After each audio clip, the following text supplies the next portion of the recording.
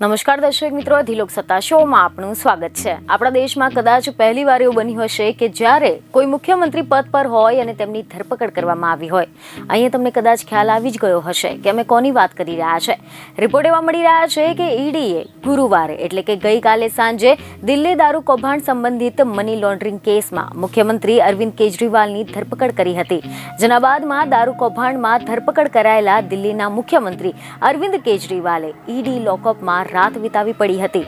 એટલું જ નહીં, કેજરીવાલની લોકઅપમાં એવી હાલત થઈ ગઈ હતી કે આખી રાત તે બરાબર સૂઈ શક્યા ન હતા, કારણ કે તેમને જ્યાં રાખવામાં આવ્યા હતા તે રૂમ એ એર કન્ડિશન રૂમ હતો, જેથી તેમને રાત્રે ઘરેથી ધાબળા અને દવાઓ મંગાવવામાં આવી હતી। તમે જણાવી દઈએ કે ખબરો એવી મળી રહી છે કે ઈડીની ટીમ ગઈકાલે સાંજે અરવિંદ કેજરીવાલના ઘરે પહોંચી હતી અને લગભગ 2 કલાકની પૂછપરછ અને તેમના નિવાસસ્થાને સર્ચ કર્યા બાદ ઈડીએ કેજરીવાલની ધરપકડ કરી હતી।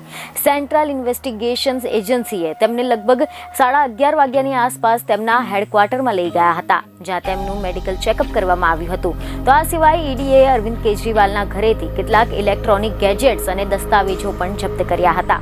જોકે અરવિંદ કેજરીવાલને ઈડી તરફથી અત્યાર સુધીમાં 9 વાર સમન્સ મળી ચૂક્યા છે, પરંતુ તેમ છતાં પણ કેજરીવાલ ઈડીના સવાલોના જવાબ આપવા માટે એક વાર પણ હાજર થયા ન હતા।